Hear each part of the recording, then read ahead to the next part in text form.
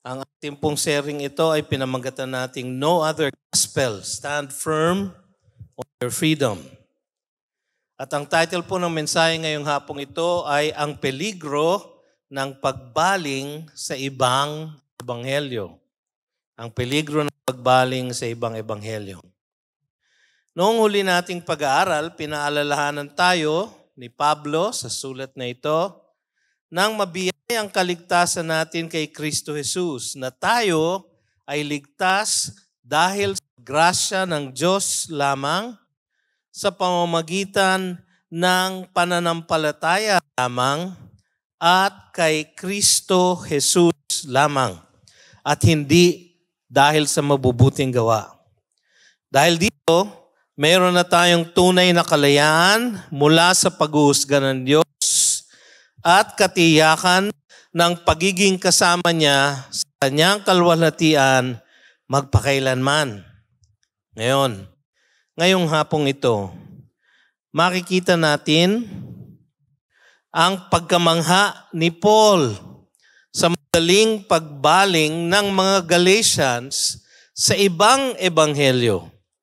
Ang kanyang pagsumpa sa mga bumabaluktot ng ebanghelyong ito at ang kanyang nais na matamo ang pag-aproba ng Panginoon at hindi ng tao. So, para madaling tandaan, pagkangha, pagsumpa, at pag-aproba. Yung po ang tatlong punto ng ating lesson ngayong hapong ito. Una sa lahat, pagkamangha. Makikita natin na galit si Paul sa madaling pagbaling ng mga Galatians sa ibang ebanghelyo na hindi naman mabuting balita. Makikita natin una sa lahat ang pagkamangha ni Paul. Sabi niya, I am astonished that you are so quickly deserting him who called you in the grace of Christ. Yung pong salita na translate astonished, literally, is to marvel o mamangha, to wonder. No? So medyo positibo po ang ibig sabihin po ng salitang ito. Ngunit ginagamit ni Pablo ito dito na merong sarcastic na tone.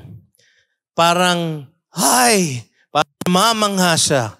Pero actually, sasabi niya yon, pero siya ay disappointed sa kung ano ang ginawa ng Galatians. Kung gaano sila kabilis na tumugon sa false teaching. Alam nyo, sa Acts chapter 13 and 14, makikita natin doon ang tala ng first missionary journey. At doon makikita natin na si Pablo ay actually nagpunta kasama ni Barnabas sa mga simbahan sa Galatia. Galatia po ay nasa Asia Minor, no? At doon po ay ang nagpop po nung area na yon ay yung tinatawag nilang the Gauls, G-A-U-L-S. Kung makikita niyo sa inyong world history, yung Gallic Wars, no? Sila po yun. Kaya alam natin na mga taong ito ay kung minsan madaling magbago ang kanilang mga alliances. So, siya ay astonished, siya ay disappointed, siya ay galit. Kaya sa ibang mga sulat ni Pablo, makikita natin na nag-uumpisa siya sa thanksgiving at commendation. Halimbawa, sa Romans 1:8, I thank my God through Jesus Christ for all of you because your faith is proclaimed in all the world. Sa 1 Corinthians 1:4, I give thanks to my God always for you because of the grace of God that was given you in Christ Jesus. Palaging merong thanksgiving. Sa Colossians chapter 1 verses 3 to 5, meron pa siyang panalangin. Always thank God, the Father of our Lord Jesus Christ, when we pray for you, since we heard of your faith in Christ Jesus and of the love that you have for all the saints, because of the hope laid up for you in heaven. Of this you have heard before in the word of truth, the gospel. So merong pasasalamat, merong commendation. Sa kanyang 13 letters na kanyang sinulat, nakalagay sa ating New Testament, tanging sa Galatians lang, wala siyang ganitong pasasalamat. Imbes na pasasalamat, ang meron ay galit. Dito sa Galatians, siya ay galit na hindi na niya nasabing magpasalamat o mag-comment o mag-encourage sa Galatian church. Makikita natin ang disappointment niya sapagkat ikot niya lahat itong mga church na to. Pisidian Antioch, Lystra, Derbe, Iconium, yan yung mga makikita nating pangalan ng mga syudad na kanyang pinuntahan sa first missionary journey. Lahat pong yan ay nasa southern portion ng tinatawag nilang Galatia, province of Galatia. Ngayon po, in modern geography, yan po ay nasa Turkey. So yung pong mga churches na yan, kaiikot niya lang. Acts 13, 14, pinlant niya yung mga church na yan. No? Sinulat niya itong Galatians, pagkaikot niyang ganon, bago mag-Acts 15. So kung titignan niyo, kung trace niyo yung kanyang journey sa Book of Acts, so Acts 13, 14, pinaplant niya tong churches na to, that took about a few years. No? Acts 15, nagkaroon ng council sa Jerusalem. Sa sulat niya sa Galatia, wala man siyang kahit na anong banggit ng council na yun. Napaka-importante ng council na yun. So kung sinulat niya ito, pagkatapos ng council na yun, dapat sana may nabanggit siya dito sa sulat na ito. Pero wala. So ang conclusion ng karamihan, sinulat niya ito bago mag-Jerusalem Council. Ang ibig sabihin nun, hindi pa umiinit yung mga tinayo niyang churches sa Galatia, sila ay bumabaling na ibang paniniwala. Ang implikasyon nun, habang siya'y umiikot at nagpa-plant ng churches, merong sumusunod sa kanya at sinusulot na at binabago na at binabatot na ang kanyang tinuturo. Sino yung mga sumusunod sa kanya? Tinatawag nilang mga Judaizers. Ang paniniwala nila, sige, maniwala kay Kristo Jesus, pero hindi sapat ang paniniwala sa kanya, kundi kailangan kayo ay magpa-circumcise, kailangan kayo'y sumunod sa batas ni Moises, kailangan nito, kailangan ganoon. Ang sabi ni Pablo, iba ng ebanghelyo yon. Hindi yon ang totoong gospel. So galit na galit siya. Magamit siya ng malalakas na salita. You are so quickly deserting. No? Napakabilis niyong tumalikod, sabi niya. Dito sinasabi niya yung urgency tsaka yung peligro. Yung urgency ng kanyang warning, gusto niyang ipa-impress doon bumabasa ng sulat na ito. Yung quickly ay yung root word, English word na tachometer. Alam na mga may kotse ito. No? Ito yung meter na nagpapakita ng revolusyon ng engine. At indicate ng speed. So sabi niya, kasing bilis ng tachometer. Ang pagbaliktad sa anyong paniniwala sa gospel. Kaya siya galit na galit. Yung word na deserting, ang ibig sabihin, you change sides. Kayo ay nagbalimbing. No? Masarap sa Tagalog kasi mahirap, hindi ko alam ang English balimbing, no? Anyway, yon, meron tayong yan. Maraming salamat, Kuya Joey. Okay. Alright. Okay, mas maganda. Alright. So, ang kanyang galit ay doon sa bilis nila ng pagbabago. Parang katatanggap nyo lang ng katotohanan. Ngayon, umiikot na kayo, nagbabago na kayo. Kaya siya galit na galit. Kaya masakit ang loob niya sapagkat sila ay tumatalikod doon sa kanya, sabi niya from Him who called you or who called you once and for all. Kayo ay tumatalikod from Him who called you permanently. No? In the grace of Christ. At sino ang tumawag sa kanila? Ang Diyos mismo. Sabi sa Galatians 1:15, "But when He who had set me apart before I was born and who called me by His grace," dinidescribe ni Paul yung pagtawag sa kanya. Tawag ng Diyos. Sa Romans 1:7, "To all those in Rome who are loved by God and called to be saints." Yung mga nanampalataya kay Jesus ay tinawag ng Diyos mismo. At yung kanyang pagtawag ay once and for all.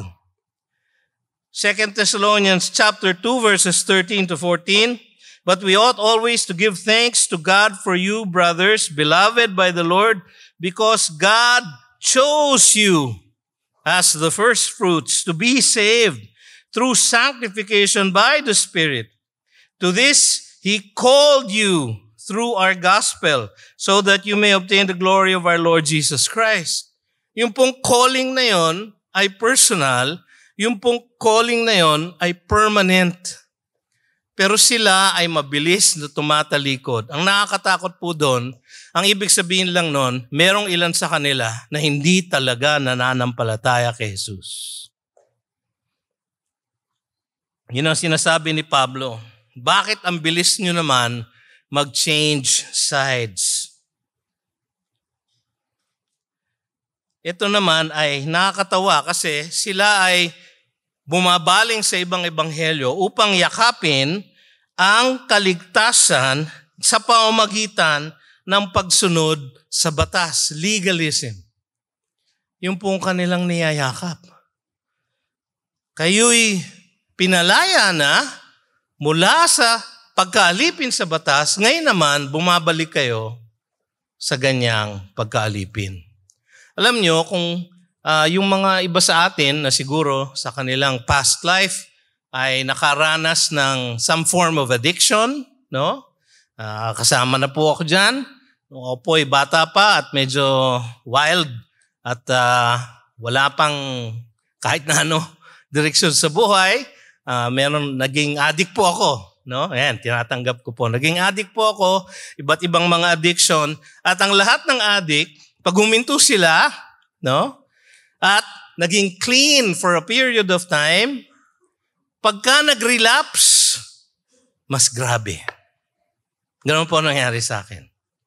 No? Nag-relapse ako, mas grabe yung aking addiction. Mabuti na lang po, by the grace of God, ay nawala sa akin yung addiction na yon. Pero itong sinasabi ni Pablo, bakit kayo napakabilis na bumaling sa ibang ebanghelyo, nasa inyo na ang tunay na katotohanan ng Diyos. So, yung kanyang pagkamangha ay dahil sa pagbaling ng mga Galatians. Sabi niya,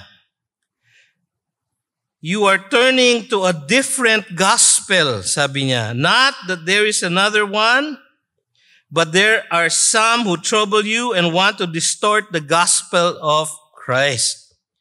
Yung pong turning na yon is a desertion or a changing of sides. They were turning to a different gospel. At ang emphasis po dito ay yung word na different, no? Na ang literal na meaning po, another of a different kind. Ibang gospel yan. Hindi yan yung gospel na ibinahagi ko sa inyo.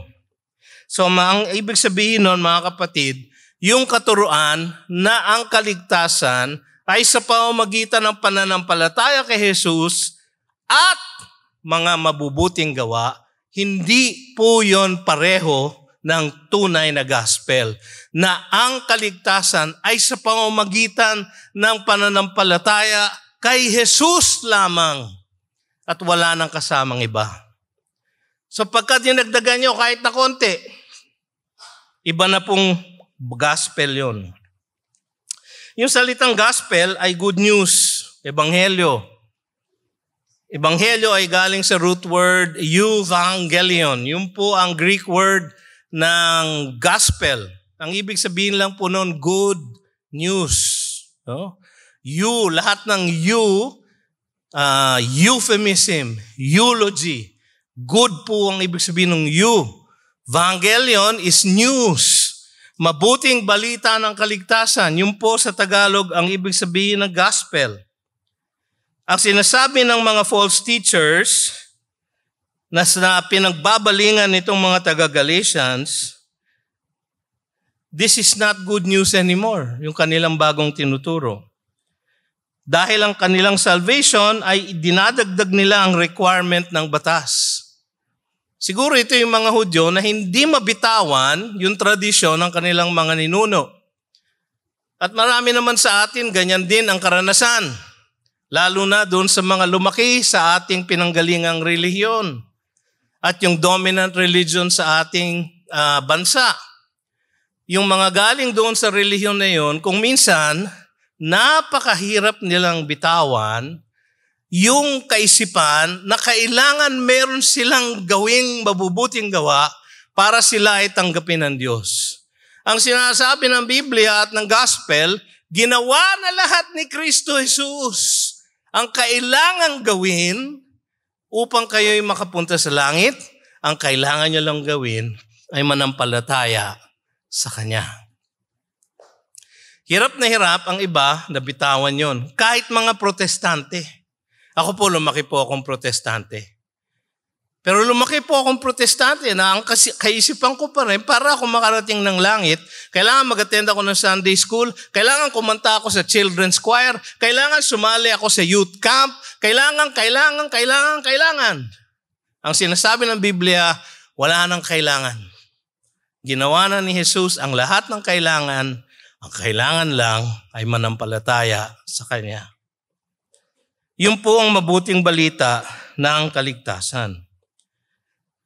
Marami pong katuruan sa ating panahon ngayon na nagdadagdag ng gawa sa pananampalataya.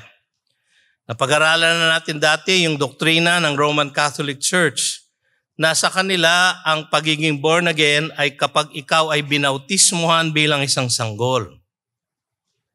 At ikaw ay nasa state of grace hanggang ikaw ay mag-commit ng mortal sin. At kung mag-commit ka ng mortal sin, merong solusyon. Kailangan mo mangumpisal sa pari at kailangan mong gumawa ng penitensya or penance. At dahil doon, ibabalik ka sa state of grace. At walang katiyakan ng iyong buhay hanggang sa iyong kamatayan. Kaya kung meron pang natitirang kasalanan sa iyong katauhan, pagkatapos mo mamatay, mamamalagi ka muna sa purgatorio hanggang masunog na lahat ang iyong mga karumihan. Hindi po ganon ang turo ng Biblia. Marami pong nagsasabi na kailangan maniwala kay Jesus at mag-undergo ng baptismal regeneration. Kailangan ilubog ka sa tubig. Ginagawa po natin yon sa GCF. Tayo po ay nagbabaptize by immersion. No? Pero hindi po yun nakapagliligtas. Hindi po natin tinuturo yon. At hindi kailangan yon para kayo'y maligtas. Pero tayong lahat ay lumaki sa isang culture na ang kaisipan kailangan meron tayong gawin. Alam niyo kung bakit madaling tanggapin yon? Sapagkat sa ating kalooban, gusto natin na meron tayong gawin para tayo'y maligtas. Bakit? Kasi kung meron tayong gawin, kontrolado natin ang ating kaligtasan. Kasi meron tayong pwedeng gawin eh. Kung wala tayong pwedeng gawin at nagawa na ang lahat at ang kailangan lang ay isuko natin ang ating pananampalataya kay Jesus, napakahirap gawin nun. Kasi wala akong kontrol. Nasa iba ang kontrol na kay Jesus. Pero ang katiyakan naman niya, nagawa ko na ang lahat. Sabi niya, it is finished. Hindi natin matanggap yon.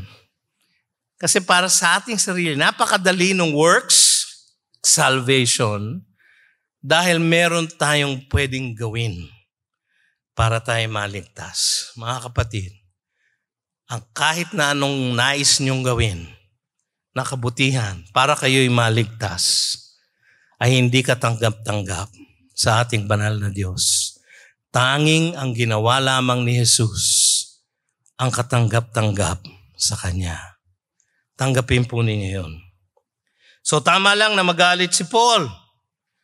Dahil ito ay matuwid na tugon niya sa madaling pagbaling ng mga Galatians mula sa biyaya ng Diyos. pabalik sa pagkaalipin sa batas. Mula sa isang pananampalataya na nakasandig sa gawain ng Panginoon, pabalik sa relihiyon ng gawa ng tao. Ganun po nangyayari sa Galatians. Akala nyo, hindi, nasa GCF ako, hindi namin ginagawa yon. Marami pa rin sa atin, nakasama natin, nananambahan dito, na kung minsan sila talaga sa kanilang kalooban ay nananampalataya pa rin, nakasandig pa rin sa kanilang sariling gawa. Hindi po tayo maliligtas sa ganong paraan. Pangalawa po, nakita natin ang kanyang pagkamangha. Ngayon, hindi na tayo nagtataka kung bakit siya nagalit. Kasi kasasabi ko lang sa inyo na kayo iligtas na, wala na kayong kailangan gawin.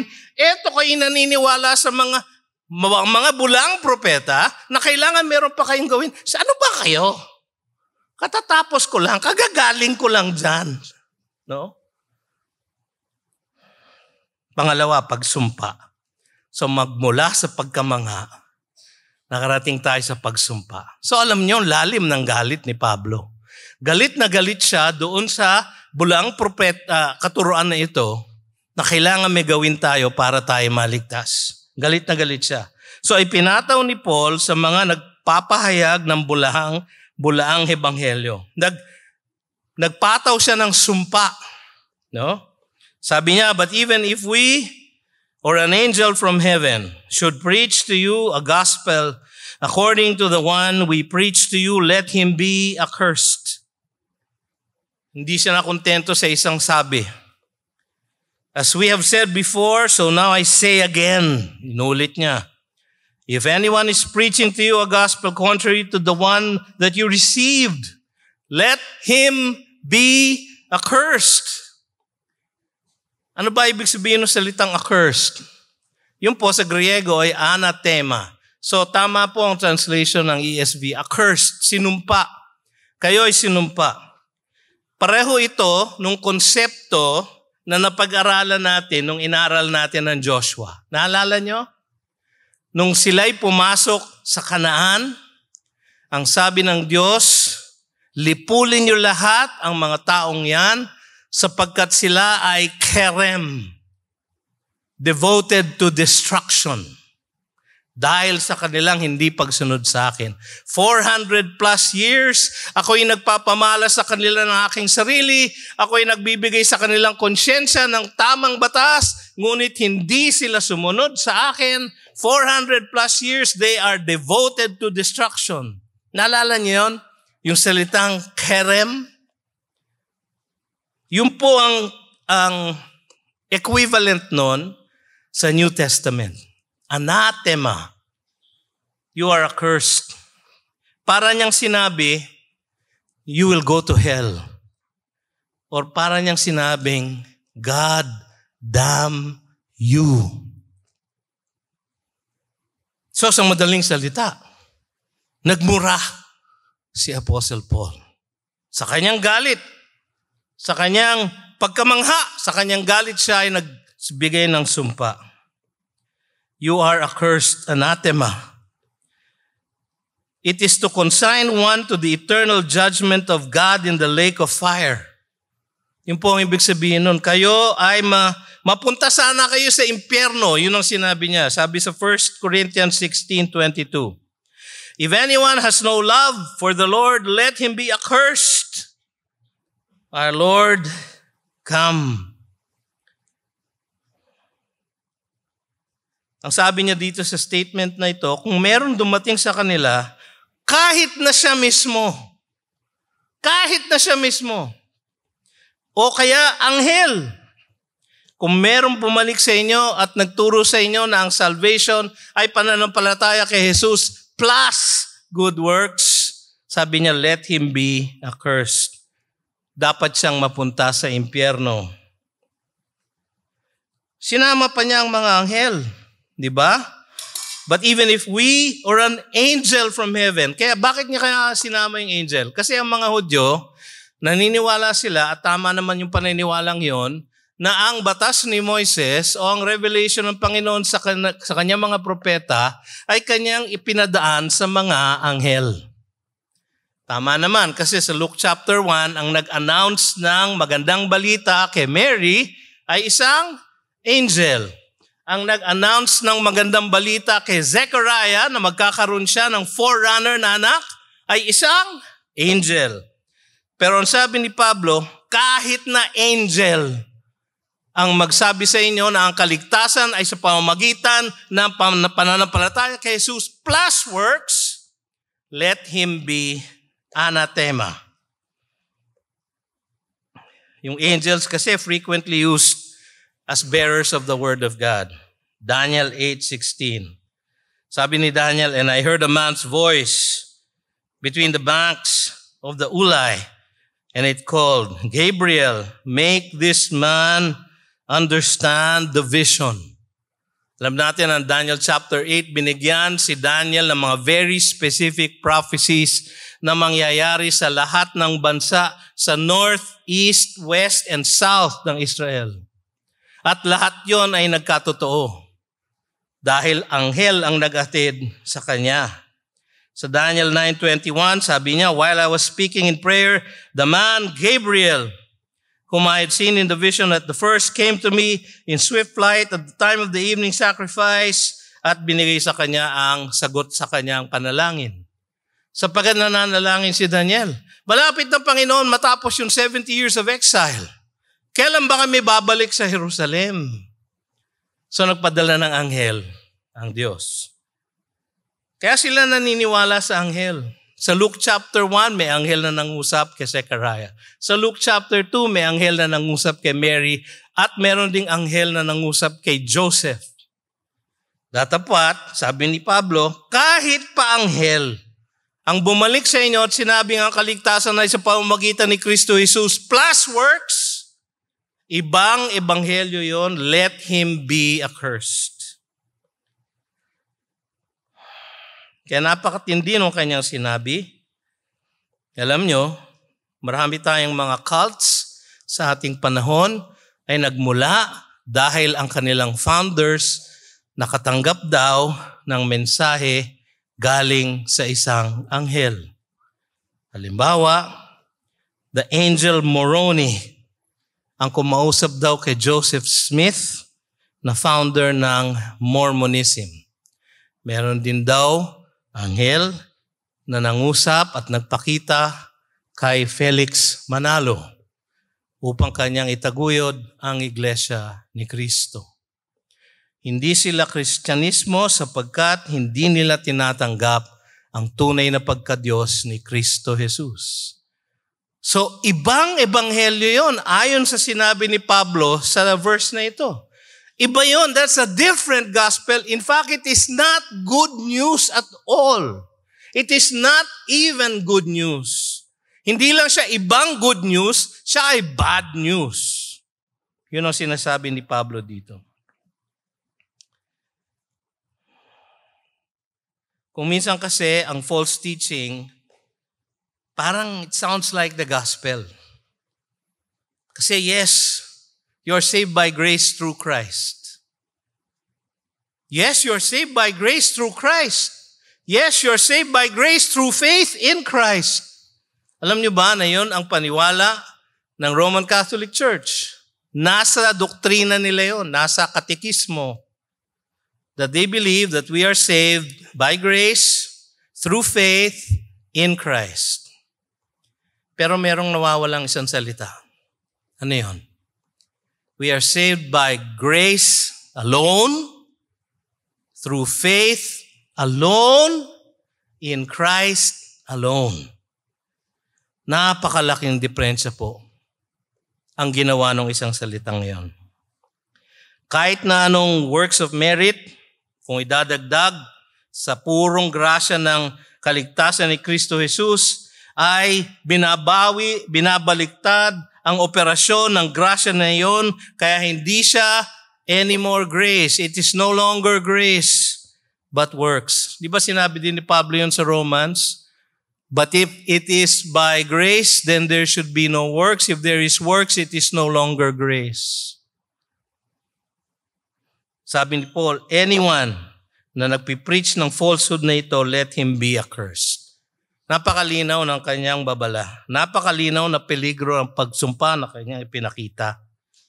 Sa mga salitang ito, binigyan ni Paul ng malaking halaga ang katapatan ng mga mangangaral sa tunay na ebanghelyo ng biyaya ng Diyos. Mga kapatid,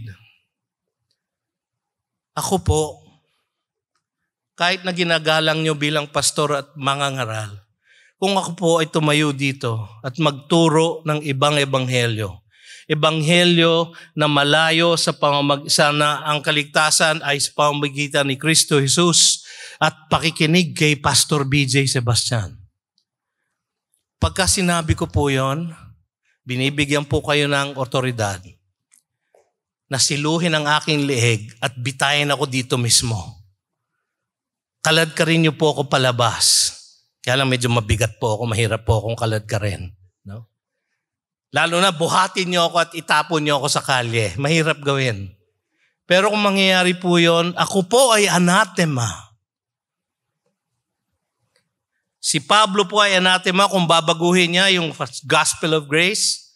Ang mga anghel ay anathema kung babaguhin nila yung gospel of grace. At kahit na sinong tagapangaral ay anathema kung babaguhin niya ang gospel of grace.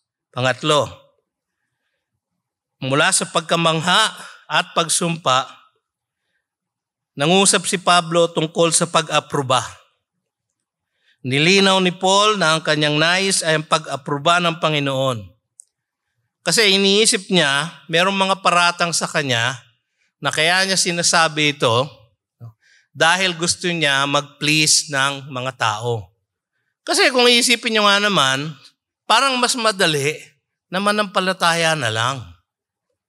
Hindi na ako pupunta sa templo para ako ay magpa-circumcise. Hindi na ako pupunta sa templo para ako ay mag-sacrifice. Wala na akong kailangan sundin na holy days. Parang madali nga naman. So siguro ang paratang sa kanya, kaya niya sinasabi yan, gusto niya ang pag-aproba ng mga tao. So sabi niya sa verse 10, "For am I now seeking the approval of man or of God?" Hinahanap ko ba ang pag-aproba ng tao o ng Diyos? Or am I trying to please man? Ninanais ko ba ang kagalakan ng mga tao o ang kagalakan ng Diyos? If I were still trying to please man, I would not be a servant of Christ. Walang lingkod ni Kristo Jesus ang dapat naghahanap ng kagalakan ng mga nakikinig sa Kanya. Kaya mga kapatid, kung minsan, pagkatapos ng service, parang ayokong humarap sa mga tao. Kasi madalas yung mga tao, dahil sa kanilang kagandahang loob at sa kanilang politeness, lalapit sa inyo, "Oh, Pastor BJ, ang ganda ng sermon niyo." Ayoko pong marinig yun. Sa totoo lang. No? Kaya kung may nais kayong sabihin sa akin yun, pagkatapos ng service, huwag mo nyo nang sabihin. Please. Ayoko pong marinig yun. Sapagkat natitempo ako. Kailangan mag-preach ako in such a way na sila ay matutuwa at magagalak sa aking preaching. Mga kapatid, meron po akong tinuturo dito na sinasabi ng salita ng Diyos na hindi ka nais-nais sa marami sa atin.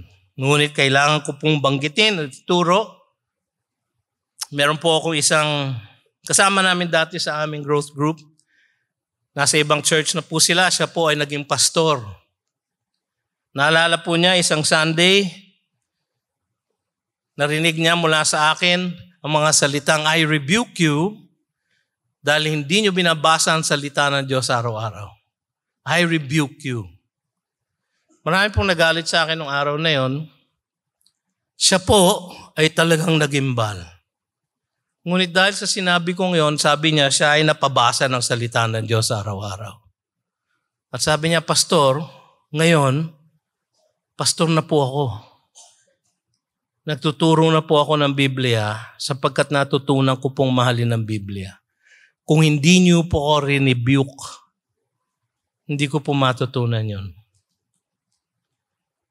Alam niyo, napakalaking encouragement po sa akin yun. Hindi po ako nakakarinig ng ganun eh.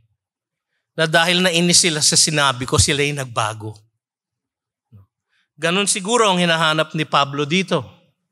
Sinasabi niya, hindi ko sinasabi ang aking sinasabi, hindi ko tinuturo ang aking tinuturo dahil nais ko ang papuri ng mga tao. Ang nais ko ay ang kagalakan ng Diyos. Na ang kanyang pagiging mangangaral ay hindi dahil sa kanyang personalidad, sa kanyang kredibilidad, o sa kanyang magandang reputasyon bilang isang preacher. Actually, si Paul po, based on the description ng ibang mga komentarista, siya po ay pandak, kaya nga ang pangalan niya Paul. Ang ibig sabihin po ng Paul, small. No? Paul small. Napakasarap sabihin, no? Pag meron pa kayong gustong asarin na pandak, no? Paul small. O, hindi ako nakatingin sa iyo, ha?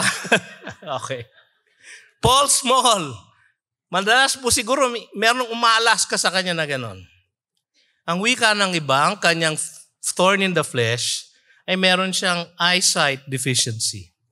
Kaya sa isang sa mga sulat niya, kailangan niya isulat na malaki. Sapagkat siya ay, sabi ng iba, duling. So hindi lang siya maliit, dokling pa siya. So, sabi niya sa 2 Corinthians, I do not come with yung sabi ng mga philosophers ng Greek. No? Wala po akong ganyan. Gusto ko pong i-preach ang salita ng Diyos out of my weakness para sigurado ako na ang kumikilos ay hindi ako, kundi ang Espiritu at ang kapangyarihan ng Diyos.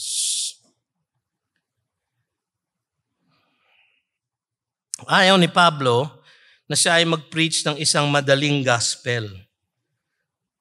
Ang kailangan nyo lang gawin ay maniwala at wala nang iba. So, sa tingin ng iba, yun ay napakadali. Imposibleng yan lang ang kailangan para tayo magpunta sa langit. Imposible, Pablo. Diba? Ano ang sagot sa inyo ng mga binabahagi na nyo ng gospel? Yun lang, pastor. Maniwala lang. Well, yung paniniwala na yun ay dapat magbunga sa mabubuting gawa. Ngunit ang mabubuting gawa ay hindi ugat ng nakapagliligtas na pananampalataya, kundi bunga ng tunay na pananampalataya. Ang inyong pananampalataya kay Kristo Jesus, dapat nagbabago ang buhay nyo. Kung hindi po nagbabago ang buhay nyo, sino niloloko nyo? Alam nyo kung bakit kailangan natin makita ang pagbabago sa ating buhay? Kasi hindi natin nakikita ang ating puso. Hindi natin nakikita kung talagang tayo ay na-born again. Hindi natin nakikita kung tayo talagang nananampalataya. Kaya sabi ng Panginoon, nilagay niya sa kanilang salita, the fruit of the Spirit is love, joy, peace, patience, kindness, etc. And when you see these things coming in your life, rejoice. Sabi niya sa 2 Peter chapter 1, and add to faith, virtue, and to virtue, self-control, etc. At kung ito ay nakikita nyo sa inyong buhay, rejoice! Kaya binigay ng Panginoon ang mga signs na ito sapagkat yan ang nagbibigay sa atin ng tunay na assurance of salvation. Hindi po madali ang maligtas. Tanong niyo po kay Kristo na nagdaan sa hirap ng krus para kayo ay maligtas at mabayaran ang taksang-taksang utang natin sa Diyos dahil sa ating pagkakasala. Sa totoo lang, yung gospel ng salvation by grace through faith alone ay actually mas mahirap na tanggapin ng mga tao sapagkat nagre-require ito ng pananampalataya hindi sa sarili ng kalakasan, kundi sa pagiging tapat ng isang ibang tao. Sabi nga ng mga reformers, ito ay isang salvation that is alien. A righteousness that is alien. It is extra nos. It is outside of us. Ito ay righteousness na galing kay Kristo Jesus, na siya ang nagkamit at kanyang ipinataw sa atin. Mga kapatid, kung si Pablo ay naghahanap lang na mapasaya ang mga tao, i-endorso niya ang isang pananampalataya na kaya niyo magpunta sa langit sa sarili niyong gawa. Bakit? Yung pong pananampalatayang yung itinataas ang kakayanan ng tao na meron talaga tayong pwedeng gawin, na pwedeng tanggapin ng Diyos upang tayo makapasok sa kanyang langit. Pero mga kapatid, wala tayong pwedeng gawin. So kapag tayo nagpipreach ng isang gospel of works, ang ating gino-glorify ay yung taong gumagawa ng works at hindi yung Diyos na nagligtas dahil sa kanyang works. Alam nyo, ang kaligtasan talaga is by works. Tayo ay ligtas by works, pero not our works. Hindi ating gawa, kundi ang natapos ng gawain ni Kristo Jesus sa krus. Ang kanyang works ang nagliligtas sa atin. Ang kanyang perfect life ang kanyang pinataw sa atin. Ang kanyang atoning death ang nagbayad sa ating utang. Wala tayong involvement doon. Wala. Pag merong nagsasabi sa inyo na, hindi naman siguro, baka naman meron tayong kailangan didagdag. Ang sabihin nyo sa kanya, anathema. No? Huwag naman ganon, baka kayo sapakin. Lalo na kung naintindihan niya kung ano ibig sabihin ng anathema. No? Pero sa totoo lang, dapat kayong lumayo sa taong yon at talikuran ang kanyang false gospel na tinuturo. Ang mabuting balita ng kaligtasan ay matuto tayong manalig, umasa doon sa kanya na ginawa na ang lahat on our behalf.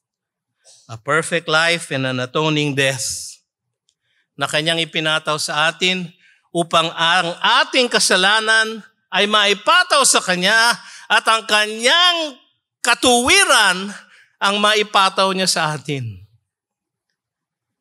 Kaya meron tayong awit na His robes for mine. Oh, wonderful exchange. Sabi nung awit. Ang ating slave clothes, kanyang sinuot at dinala sa krus. At ang kanyang robes, ang kanyang ibinalot sa atin upang tayo maging katanggap-tanggap sa Diyos. Meron ba tayong kailangan gawin para makamit? Wala. Kailangan lang natin manampalataya. So yung pananampalataya, Pastor, is a work. No. Ano sabi na Ephesians 2:8? It is a gift of God. It is a gift. Philippians 1:29, for you have been granted to believe. It is a gift. Kahit yung pananampalataya na kailangan yung gawin para tayo ay maligtas, ibinigay pati niya. Sabi niya, kailangan nyo lang gawin, manampalataya.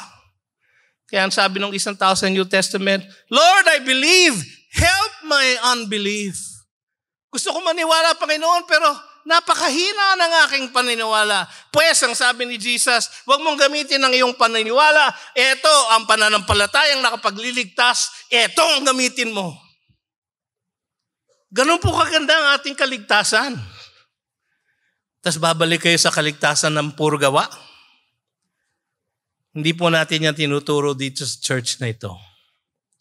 Hindi po kayo maliligtas dahil sa pag-attend ninyo ng 3 p.m. service. Hindi po kayo maliligtas dahil sa pagsali nyo sa growth group. Hindi kayo maliligtas kung kayo ay ilubog kahit na ilang beses dito sa baptistry na ito. Baka hindi nyo alam, yung baptistry po nandyan sa likod ng kurtina na yan. No? Kaya kung matigas po ang ulo nyo, ilulubog ko po kayo dyan. Mga kapatid, lahat ng iyon, hindi po nakapagliligtas, kundi ang pananampalataya lamang kay Jesus at yung pananampalataya na iyon ay kanyang ibinibigay sa atin ng patay sa ating mga kasalanan. Patay tayo patay. Wala tayong pwedeng gawin. Paano ka mananampalataya? Patay ka. Kaya sabi ng Ephesians 2:4, but Because of His great love and mercy, He made us alive in Christ. By grace, you are saved. Mga kapatid, wag natin yakapin ang isang pananampalataya na huwad. Yakapin natin at patuloy na kapitan ang kaligtasan na by grace alone, through faith alone, in Christ alone. Baka kayo naririto at hindi nyo pa niyayakap ang katotohanan yan. Baka kayo naririto sapagkat nais kong magbawas ng kasalanan. Nais kong magdagdag ng aking merit.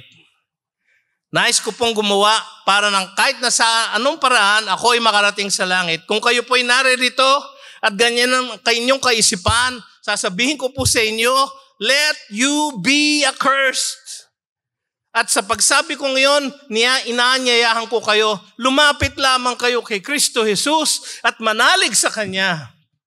Huwag sa iba, huwag sa inyong sariling gawa, kundi sa Kanyang natapos ng gawain. Isang perfect life, isang atoning death na Kanyang ibinibigay sa inyo kung inyong tatanggapin ito. Yakapin ninyo ito, tanggapin ninyo, at maging tapat tayo sa ebanghelyong ito, lalo na sa ating pamamahayag nito sa iba. Mga kapatid, tayo po'y tumayo at tayo manalangin.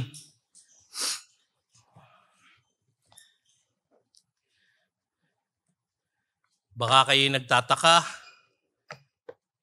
parang ang aga natapos ni Pastor BJ. May sakit ba siya? Wala po. Minsan po talaga, ganyan lang ang nangyayari. Tayo po ay manalangin. No? Tayo manalangin. Panginoon, marami pong salamat sa inyong kaligtasan na inyong ibinigay sa amin, inaalok sa amin, isang kaligtasan sa pamamagitan ng grasya lamang, sa pamamagitan ng pananampalataya lamang kay Kristo Jesus lamang. Nawa, Panginoon, yakapin namin ito, tanggapin namin ito. Wala kaming pananampalataya na maaaring kumapit dito. Ngunit ang inyong salita sinasabi sa amin na ang inyong ang nakapagliligtas na pananampalataya ay isang kaloob ninyo, isang gift na inyong binibigay sa inyong mga hinirang.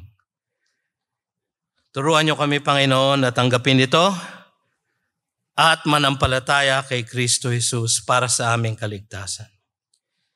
At ngayon, pagpalain niyo ang bawat isa sa amin ng pag-ibig ng Diyos, kagandahang loob ni Kristo Jesus, at pakikipisan, gabay, at kaliwanagan ng isip magmula sa Espiritu Santo, magmula ngayon at magpakailanman. Amen at amen. Magandang hapon po sa inyong lahat.